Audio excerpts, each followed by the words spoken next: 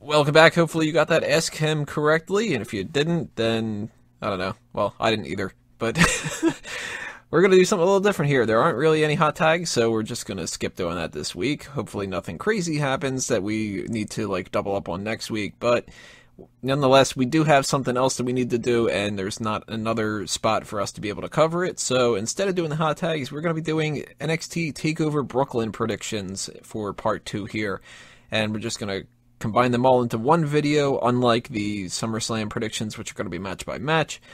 And let's just start going down them, I guess. NXT Tag Team Championship is on the line. Blake and Murphy are going to be defending against the Vaudevillains. So, I don't know. I think the first thing that I can mention when it comes to this is, do you guys think that the Vaudevillains are the right choice here, or should it have been Enzo and Cass? You don't have to do the obvious thing. Would it have been a big moment? Absolutely. If they're not there, that just leads me to think they have other plans for them. I don't think they're purposely not going to put them, not just not in the tag title match, but not on the show at all if they don't have something else planned for these guys. I was saying this before, there's something pretty cool about this SummerSlam and this whole weekend in general, which is going to be a huge weekend for wrestling fans. Especially in the New York area. This is even bigger than I think WrestleMania 29 was, as far as that whole weekend event went. Seems like it. And so I think we should possibly expect a night after Mania feel on the Raw after SummerSlam. And I wouldn't be surprised if a debut with Enzo and Cass comes along with that. Do you know where they are at Raw? They're in the Barclays Center. Oh shit, it's 3 nights in a row in the same center? Yeah. Damn. So they might still. That's why, like, I don't know what they're doing with the staging. They might even keep like the big ass SummerSlam stage there and have that for Raw. That might be cool. And they would definitely be able to use that for TakeOver. Mm-hmm. Man, this could be like even better than I thought. Damn. What do you think's going to happen with the match itself? Do you think Vaudevillains are going to take the title, or is it going to stay on BAMF? I wish. I really like the Vaudevillains. I don't know what they see in BAMF, Blake and Murphy, whatever we want to call them. I know what I see. Alexa Bliss. Well, they're in her. Enjoy that thought. Enjoy the vision of them Eiffel towering her. I can still withstand it because she's so hot. Yeah, I'm predicting a retainment for Blake and Murphy, whatever their future is going to be. What about you, Wego? I've got Blake and Murphy winning this, and that's unfortunate because I really do like the Vaudevillains. I think they're one of the more underutilized guys in NXT. I just love the whole shtick. It's different. It's funny. Do you think they've got like main roster potential? Main roster jobber potential. Yeah, they could be like the new Major Bros. There's a spot for jobbers. People think that's a fucking horrible role, but to be quite honest, a lot of people have made a healthy living off doing that. It's Primo and Epico. Like, if you're a safe worker, but you're not gonna get over anytime, being a jobber's fucking great. 5-minute matches, fucking get to travel the world. Get right back to catering nice and quick. Yeah, Without it's really like, breaking a sweat. It's fucking awesome. You get to bring your kids and they get to meet the real stars. Heath Slater brings his kid along or whatever. Does he have a kid? I think he does. Sure. Yeah, it's just kind of like, so, like, you want to see Daddy at work? No, I want to see John Cena. Now, you know that's what happened to Kevin Owens. Happened to Eddie Guerrero with The Rock, apparently. Remember that feud? We got Apollo Crews is going to make his debut. They haven't actually said what he's going to be doing yet, but I can assume that he's wrestling some kind of a match. And we went over this a little bit beforehand of who would you like to see, but maybe our opinions have changed. What would you like to see Apollo Crews do? Hurt people. Like legit? Yeah, that'd actually be pretty sweet. He starts like punching fans. Well, I bet he could punch up old MC. we were just talking about jobbers and how there's always a place for jobbers. Now, NXT was developing their resident jobber in CJ Parker, but unfortunately he moved on. And actually he's recently announced he's retiring. Really? Do you remember how I mentioned about jobbers needing to be safe? You had one move in the match and you broke his fucking nose. Well, being that you need a jobber for this match, and being that this is taking place at the Barclays Center in Brooklyn, New York, I can only think of one person to put into this match.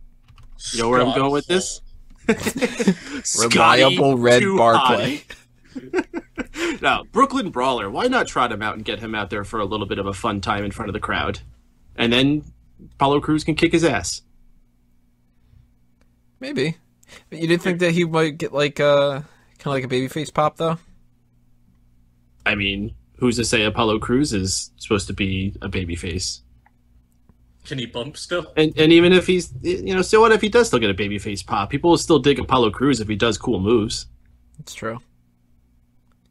And if I'm guessing Apollo Crews, his thing is going to be his explosiveness and his power, sort of like a Titus O'Neil thing, only maybe his moves won't look like they're killing people. Or as awkward as when Big E does anything. I'm looking at the list right now. I think that my go-to guy would be Marcus Louis. I mean, he's somebody that, like, he can just get his ass whooped and... Hey, Blue Pants, you want to jump this week? What about you, Wega? Who would you like to see Apollo Crews go up against? Who would I like? The Brian Kendrick. That'd be cool.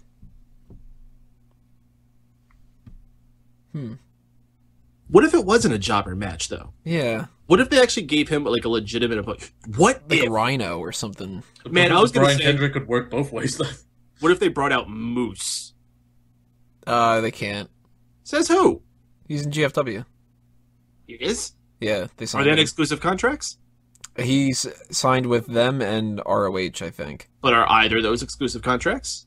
I mean, so. if he's signed between both of them, they can't be, right? True. I mean, I don't know. It might be, but that would be kind of cool if they did do that. Highly unlikely to happen. But if they just wanted to throw a big surprise for people, I think that would be something neat. And then have these guys just try to overpower each other. And hell, you could have Apollo Crews lose. Imagine that. Apollo lose. That would be kind of crazy, though. I mean, I don't know too much about either of these two guys, so it's not like, Mick Foley comes back and like, oh man, Mick Foley, I love this guy, and all these great memories and stuff like that. But what I have seen of these two, both of them seem fucking great. Have they ever done that? Like, built a big debut for someone and then, like, thrown them in there with someone that you don't really announce who it is, but then that person loses and you try to make a big star out of the other person? Because you could probably do a good story with that. Yeah, like have Apollo Crews turn heel and just be like, dude, this was my fucking time to shine, and Moose, you're a dick. And he's like, no, I'm a moose. Moose. Moose, moose. Doing the arm thing. I wonder what other animal they would change his name to, though, because they would be like, well, we want to own the name. You can't be Moose. You got to be like, I don't know, Beaver or some shit. We'll just call you We'll just call you Antlers. He's elk. Elk. Doesn't have as good of a ring to it. What, is a fucking Pokemon now? Elk. Elk. Fucking like Dugong or whatever. That'd be kind of cool, though, if they did bring somebody like that out. Or even if they brought out somebody like a Rhino.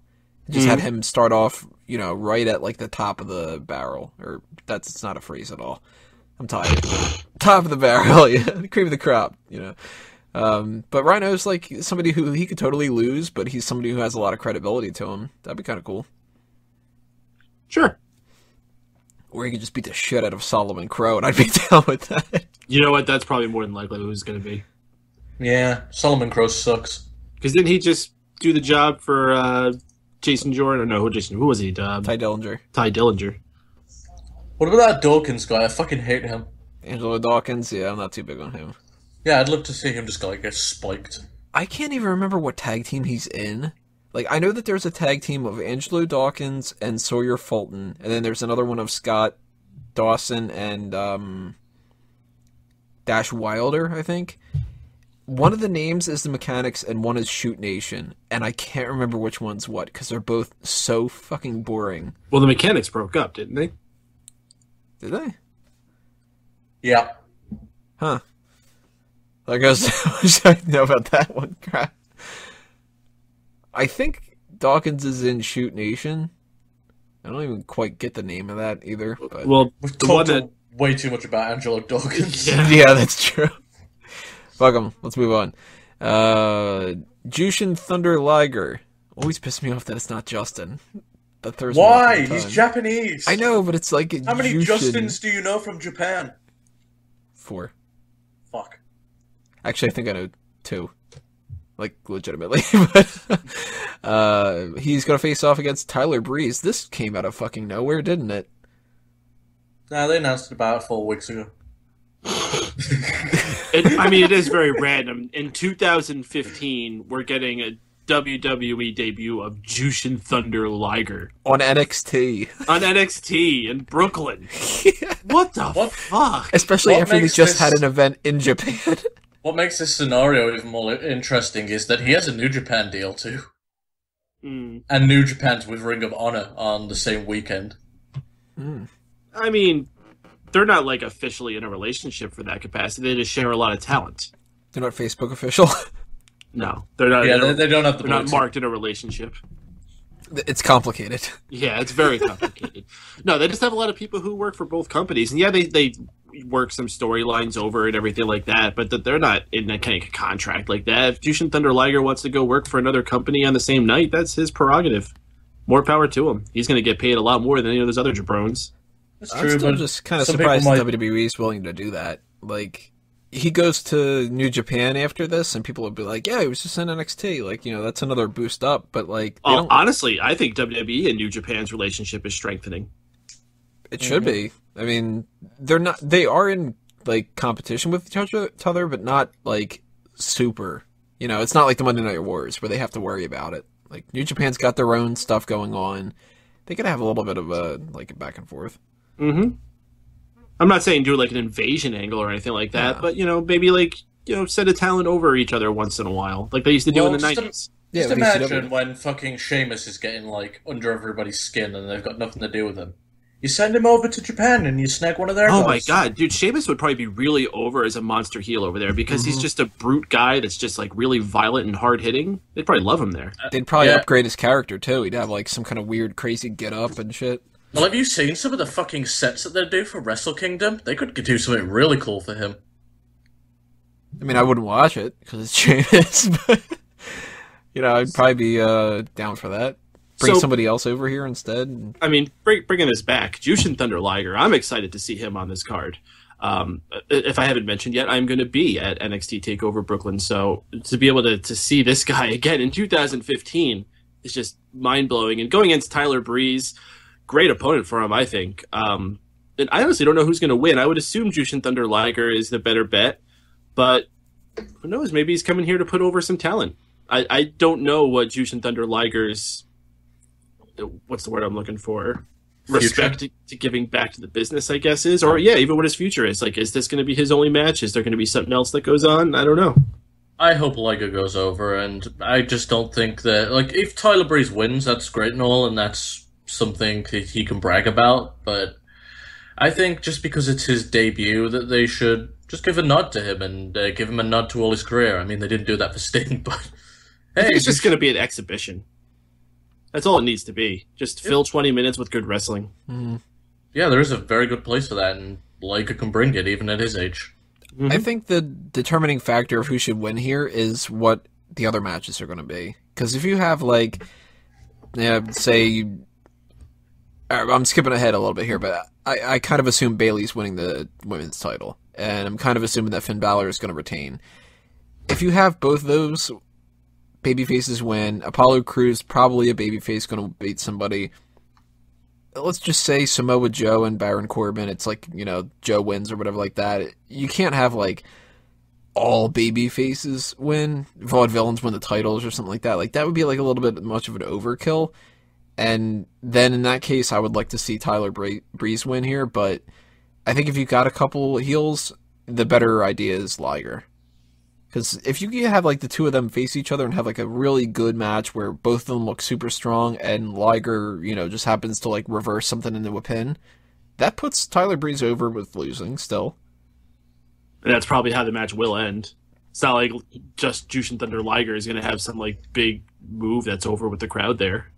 So if Liger does win, I think what they should do is just have him do a handshake in the middle of the ring. It doesn't mean that Tyler Breeze has to turn face or anything, but just have a kick-ass match, show some respect to each other, and be on with your day. Mm-hmm. We don't get enough of that. Well, is Breeze a heel again? Because it seems like he is. Yeah, they brought him back to heel. They were going babyface for a while, so I mean, they could have just did it for this match, and then in the end have him shake hands. Then he goes back to babyface mode. I could see that happening. I guess it all kind of depends on who they want to start pushing in the main event. We'll get to that though. What else we have here? Samoa Joe versus Baron Corbin. Liger, you're super excited about this, right? You don't even think that Sean's one to watch for the year is going to make a spectacular showing here? I am excited for the big man match with Samoa Joe versus Baron Corbin. I cannot wait to see whose power best is the other. Yay, wrestling. Oh, but I thought Samoa Joe was supposed to be this awesome wrestler, the great indie hero coming in to be awesome. Still working with dog shit. Well, he should be able to wrestle a broom handle, right? He isn't Shawn Michaels. So Daniel Bryan can do. What do you mean he isn't? And Daniel Bryan's the spawn of Shawn Michaels, so... The spawn? Yes. It's his seed. Crafted him in his little dungeon. I'm going to make you uglier, though, so you can't get over. Take the spot. I want Baron Corbin to win. I think that he's not great, but if Finn Balor retains the title, they need to start building somebody up to be a new opponent for him. And Baron Corbin's somebody that he can get sort of a push, and then Finn Balor can beat him. Samoa Joe, yeah, he could too, but then that's babyface against babyface, and Joe can do other shit.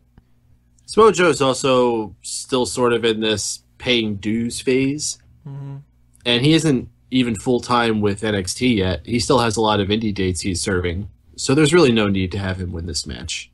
Whenever you're ready to actually do something with him, you can do it. But for now, you're building Baron Corbin. He's the right guy to win. I want Joe to win. I think he's just way more talented, and I don't think Corbin necessarily needs to be elevated anymore. He could serve to go down a peg just so he isn't exposed. Corbin's got a lot more work to do. As far as Samoa Joe goes, I think you can put him against Finn Balor and have him be in the title picture for a while too. So, Women's Championship: Sasha Banks against Bayley. We all going Bayley here? Yep. Nope. Really? Yep. Really? Uh-huh. I just think why they're fucking pushing all these divas on the main roster, they don't want to make any of them look weak, so I think they'll keep the belt on Sasha. You don't think that this whole build-up of Bayley beating everybody to get to the champion, taking the belt off of her, and then Sasha Banks is on the main roster makes sense? They've always fucked Bayley over, so I wouldn't be surprised if they fuck her over again. If she wins, fantastic, but man, that's just it. Bayley is the female Daniel Bryan. She's the lovable underdog person of the people. I think there's something to be said for if you hold off on something too long, people stop caring. That hasn't happened with Bayley. She's still very over. It has to me. That's all I'm saying. Well, you're a sourpuss. Bayley's going to take this, and it's going to be one of the best feel-good moments of the year, probably of the whole night. She's deserved this for so long. Sasha Banks deserves it too, but she's had her time. She's now in the main roster. She needs to move on. And, it's not like they're doing something where they're showing her off with the NXT women's title so that it's part of the story or anything. So it's not taking that away from it. There's no reason she needs to keep it. It should go to Bayley so she can continue doing stories down there, which unfortunately will probably be Dana Brooke. But what I will say, which as some evidence to her probably dropping the belt, is the fact that she beat the women's champion on Raw. That does make her look stronger. Mm-hmm. So yeah, I think I'm going to change it to Sasha just based on that. And she could look weak there and then look really strong the next night on SummerSlam to make up for it. Yeah, she could be like the first person to get an elimination. Because it is an elimination match. Mm-hmm. So here's a question. You know how Bayley has those little strap things that you can snap around your snap wrist? Bracelets. Yeah. Do you think that they should change the championship belt to be one of those? I don't know if it would work that way. Man, how does Bayley ever turn heel, though? Does she, not give people hugs? She starts hugging one of the kids in the crowd, and then she just beats the shit out of them afterwards. she hugs it, and then she starts hugging too hard. And bear hug. No, you know what? She becomes creepy girlfriend, creepy ex-girlfriend. She could. She hugs and then she never lets go. Yeah, just like, she wins a match, like a mixed tag match with somebody, and she hugs him afterward and just latches on, and the guy's like dragging her. Oh, that's how they can even the playing field with Brock Lesnar. Like, he can have her attached to his leg at all times. That'll even it up. I don't even think you'd even see her. He That's just right. dwarfs her. Oh, speaking of the divas, there is one thing we forgot to mention about the NXT Tag Team Championship match. Oh, that's right, the Alexa Bliss factor. The Alexa Bliss factor. Vaudevillains did say that they will be bringing a female with them to even that out. So there's another mystery. I'm sure Sean will say it's Baron Corbin. Well, on the roster right now that they have that are like officially the only NXT not on the main roster going back and forth type of people, it's only Bayley, Alexa Bliss, Carmella, and Dana Brooke. And you got to assume it's not going to be Carmella or Dana Brooke. You're forgetting someone very important, Tony. Blue pants. Blue pants. Oh, what about if she had a mustache, like fucking one of their over-the-top ones? It'd be great. That's true. They do have Oh, she could have like one of those hipster ones that you see people get in their Instagrams. Uh-huh. She could even hold it up on like one of those sticks. And they have the newer recruits. They just changed their names, so I can't remember what they are for sure. Yeah, the one was Cassie, and I think she's Peyton something now. And then there's Peyton? Yeah, I married her. What's the name of the other one? She was Jessie McKay, and she's something else now too. And isn't there supposed to be another? She's Billy Kay. I'm looking it up right now. So Billy Kay, Peyton Royce. Ugh, that's an ugly name. The Gianna girl. I think she's supposed to be coming up soon too, right? Shit if I know, man. And then they got whoever wins Tough Enough too. And they have that Zara something or other, the one that was with. Yeah, the tattoo chick. Yeah, I remember her tits. I don't remember like too much else, but yeah, they have a couple options here. I kind of would rather see somebody make a debut, like change a character, like that Jasmine person or something like that, than to have Blue Pants necessarily. But it could work. That's gonna be Blue Pants. How would Blue Pants work with the Vaudevillains? How would you want to change her up? Wouldn't have to. They could just come Just out. have her be Blue Pants? Yeah. Or have her be like sepia pants? Gray pants. Gray pantaloons. Oh, that's our last match here. The ladder match for the NXT Championship. Finn Balor against Kevin Owens. A lot of people are thinking Kevin Owens is going to win here, and it's not just because of the way that they filmed the next couple episodes of NXT, but just because they think that Kevin Owens should win it. I like Kevin Owens so much more, but I gotta stick with Finn Balor. I gotta imagine the ladder match stipulation is one of the main reasons why he's going to retain too. Like, Kevin Owens can lose that, and he doesn't look weak. There's one thing that I want to see out of this, and it's just based off the Sami Zayn versus Kevin Owens ladder match. He did a fucking package pile driver, like, on a ladder, which was supported by other ladders. It was fucking amazing. There's no way they'll do anything like that. But you know how he has that variation of it now where he tosses them? Think he could do that?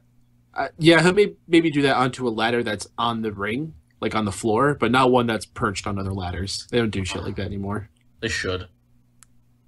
If we remember, they did a ladder match in NXT before on the very first special. It was one of the most tame ladder matches, but it was very good psychology-wise. It was. So I'm wondering if they're going to try to go that route again, because maybe that's just their way they think things down there, or if they're going to try to make this a spot fest. I'm okay for a spot fest. I haven't seen one in a while. Especially from NXT. Bring on the spot fest. Woo! Shorten careers.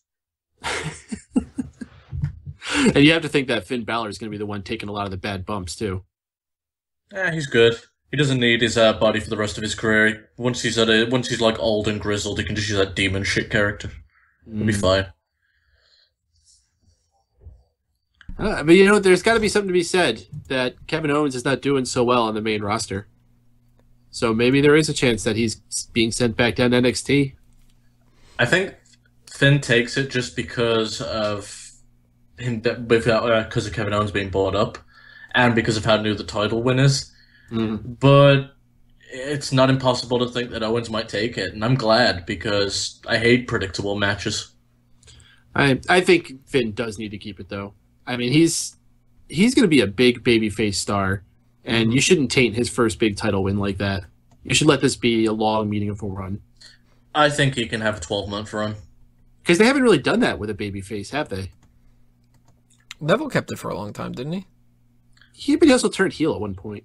He never really turned heel. The fans just turned on him and then... Preferred Sami Zayn. Preferred Sami Zayn. And to be fair, when you're given Neville and Sami Zayn, it's a lot easier to get Olivia, are behind you Sami dating Zayn. someone right now? Yeah. He's just so happy. I want to poke him. I want to poke him? Yeah. Alrighty, well, the only thing left for us to talk about is what do you guys think is going to be the best match of the night? If it's not Sasha, Banks, and Bayley, it's going to be the ladder match. I would agree with that. Possibilities to the Liger and Breeze match as well. I'm going to give the edge to the Women's Championship match. I think that they're going to go out of their way to make that as good as they possibly can, and I got a feeling that people might be looking at the ladder match and be a little bit disappointed afterward because they might not go with the Spot Fest thing, and people might be expecting that. And afterward, they'll be like, well, you know, there was only that one part where you threw him into the ladder. He didn't land on his head through some thumbtacks that were on fire. Yeah, he isn't, like, dead, so this isn't great. He's only half dead. And I like my wrestler fully dead. Since he's only half dead, I can only give this, like, half of a score. I'll give it 5 out of 10. So something else worth mentioning is after they wrap up TakeOver Brooklyn, they're going to be doing another hour of NXT recordings for the next TakeOver, for the next weekly show. Jesus Christ, if I've one of the, like, if you imagine one of those people have got a ticket to every event, I'd be so burnt out by the end of it all. Yeah, by, especially if you got, like, something for Tuesday. Holy shit. Well, more than likely, you probably had something for Friday. Probably some, like, local indie show or something. Alrighty, guys. Well, leave your comments below. Tell us what you think is going to end up happening at NXT TakeOver Brooklyn. All your predictions, all of what you want to see, etc., etc. We are going to take a little break here with the Rest Hold in Part 3, and then we're going to come back and start talking about our predictions for SummerSlam. So stay tuned.